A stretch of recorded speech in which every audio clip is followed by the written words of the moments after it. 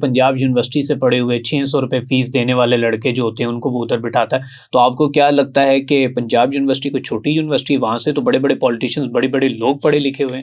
I think شاید شیخ رشید بھی وہیں سے پڑھے ہوئے ہیں. ہاں تو پھر آپ نے پنجاب یونیورسٹی کو بول رہے وہاں سے لوگ میرے اٹھا کے. انٹریکشن ہو چکے ہیں پنجاب یونیورسٹی کے بچوں کے ساتھ اینڈ دے آر, دیکھیے ایک یونیورسٹی جو ہوتی ہے نا, یا ایک کالج یا ایک اسکول جو ہوتا ہے نا, وہ اگر آپ کو تہذیب, تمدن, مورالٹی, ایتھکس نہیں سکھاتا اور صرف کورس پڑھاتا ہے تو یہ, کیونکہ میں نے آخری اسکول کی نوکری سے تب جواب دیا تھا جب مجھے پرنسپل نے بلا کے یہ کہا کہ مس لالا رخ آپ نے صرف سبجیکٹ پڑھانا ہے, آپ نے ان کو مورل, ایتھکس, ان کو مینرز نہیں سکھانے. اچھا.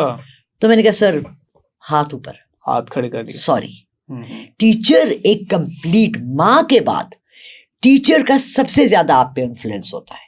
اور اگر آپ ایک اچھے ٹیچر نہیں ہو, آپ ایک برے ٹیچر ہو, اور آپ اپنے بچوں کو تمیز نہیں سکھا سکتے, تمدن نہیں سکھا سکتے, انسانیت نہیں سکھا سکتے, گڈ اینڈ بیڈ کا ڈفرنس نہیں سکھا سکتے, وہ کون سکھائے گا؟ بالکل ٹھیک. 8 گھنٹے وہ اسکول میں ہوتے ہیں, 10 گھنٹے بچے. تو ٹیچرز ہی ان کو کرتی ہے, سکھاتی ہے. ہماری ٹیچرز ہمیں, ابھی میں باہر بیٹھی تھی ایک بچے کے ساتھ, میں اسے کہتی شولڈر سیدھے کر کے بیٹھو, مجھے کہتا ہے میم صوفے پہ. میں نے کہا مجھے سلاؤچ کرنے کی عادت نہیں ہے. کانوینٹ اسکول کی لڑکیوں کبھی یوں کر کے لیٹ کے نہیں بات کریں گی, ہم سیدھی کمر, میں 68 ایئرس کی ہوں ارسلان, میں کمر سیدھی کر کے بیٹھتی ہوں. آپ نے کسی جگہ مجھے کسی پوڈ کاسٹ پہ لیٹے ہوئے نہیں دیکھا ہوگا. لوگ نیم دراز ہو کے باتیں کر رہے ہیں. مطلب ایتھکس جو ہیں وہ ہونے چاہیے, آپ کے ہاتھوں کی موومنٹ, آپ کے بات کرنے کا طریقہ, آپ کا لہجہ, آپ کی ٹون, آپ کی پچ, یہ کون سکھاتا ہے آپ کو؟ تو آپ سمجھتی کہ جو ریان طارق کے پوڈ کاسٹ میں لڑکے آتے ہیں ان کو تہذیب بھی نہیں ہوتی, ان کو مورلز کا نہیں پتا ہوتا, ایتھیکلی ان کو کچھ بھی پتا نہیں ہوتا؟ میں نے سارے بچوں کا کوئی تجزیہ نہیں کیا. میں نے ایک دفعہ اس کے شو میں 1 گھنٹہ بیٹھی ہوں میں, یا 1 گھنٹے سے زیادہ, اور جو میں نے اس کے بچوں کے کویسچنز سنے اور جس طرح سے وہ بول رہے تھے, وہ کوئی بہت ہائی کلاس ویل ایجوکیٹڈ. اچھا میں آپ کو اگزامپل دیتی ہوں. میں ایک کمپنی میں HR مینیجر تھی. ٹھیک ہے.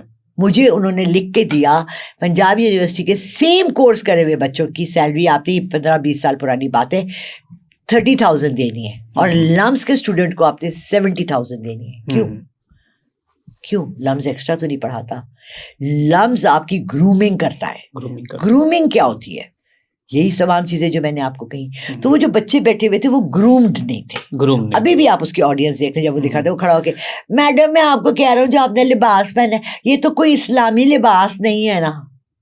وہ ایک لڑکی آئی, وہ ماڈل ہے, اس نے سلیو لیس پہنا ہوا ہے, تو اس نے آپ کو کیا, وہ مسجد میں آپ کو تقریر کرنے آئی ہے, اسلام کا بتانے آئی ہے, جو آپ اس کو اسلامی لباس کی بات کر رہے ہیں. You need to understand. بالکل ٹھیک ہے. اچھا, آپ نے ریان طارق صاحب کے پوڈ کاسٹ میں نے یہ بھی دیکھا کہ آپ نے کہا کہ میں آن کرتی ہوں کہ کچھ چیزیں جو ہے ہم صرف رونق کے لیے کرتے ہیں, ہم پری پلان کرتے ہیں, ہم اسکرپٹڈ کرتے ہیں, اور وہ صرف ویوز کی دوڑ ہوتی ہے.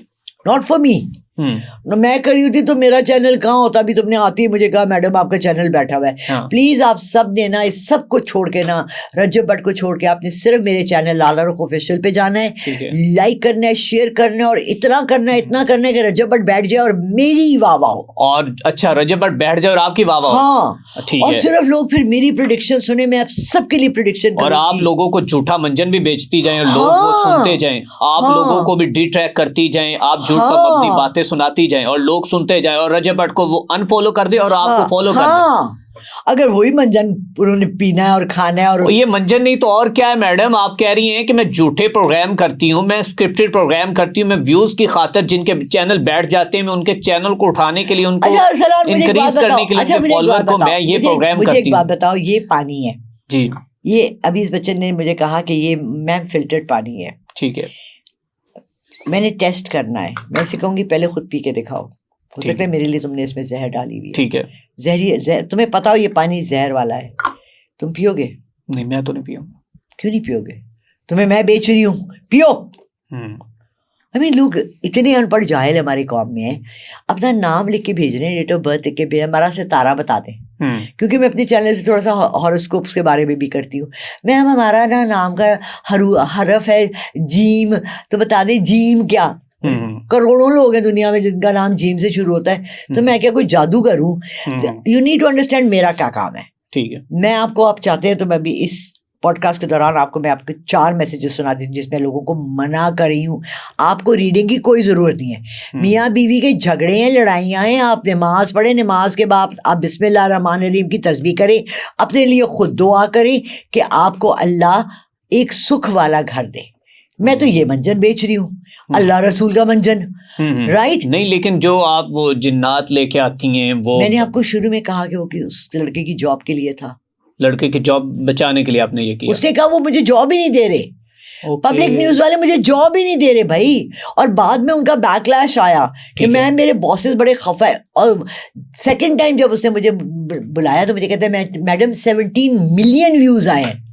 تو میرا چینل جو چلاتا ہے اس نے کہا میم انہوں نے تو 60-70 ہزار نہیں 10-15 لاکھ آپ سے کما لیا, آپ کو کیا دیا ہے ٹھینگا. انہوں نے تو مجھے ایک سینڈوچ بھی نہیں آفر کیا.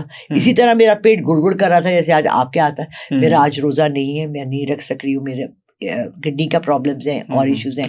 میں نے آپ سے ریکویسٹ کی کہ میرے لیے ایک سینڈوچ منگا دیں. میں آئی, میرا پیٹ گڑ گڑ کر رہا. انہوں نے مجھے ایک سینڈوچ نہیں آفر کیا اور آپ نے ان کو لاکھوں روپے کما کے دے دیے. لاکھوں 2 شوز کیے اور پھر اپولوجائز کر کے کہہ رہے ہیں میڈم ایک شو اور کر دیں.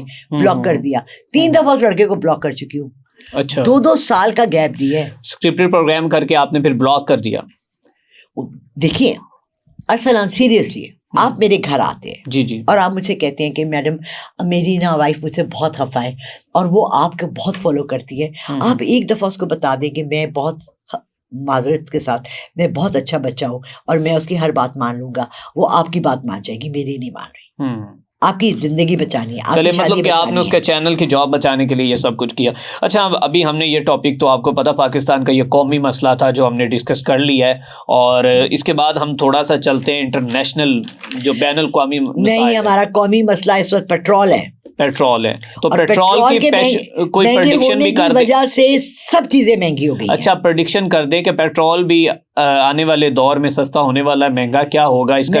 کل میرا داماد مجھے بتا رہا تھا کہ انہوں نے جتنے یہ گورنمنٹ آفیسرز ہیں, جتنے MNAs اور MPAs ہیں, نہ صرف ان کو اپنا فری پیٹرول ختم کرنا چاہیے, تب بالکل ختم کر دیں. 50% نہیں, بالکل ختم کر دیں. اس وقت ملک حالت جنگ میں ہے. بالکل ٹھیک ہے.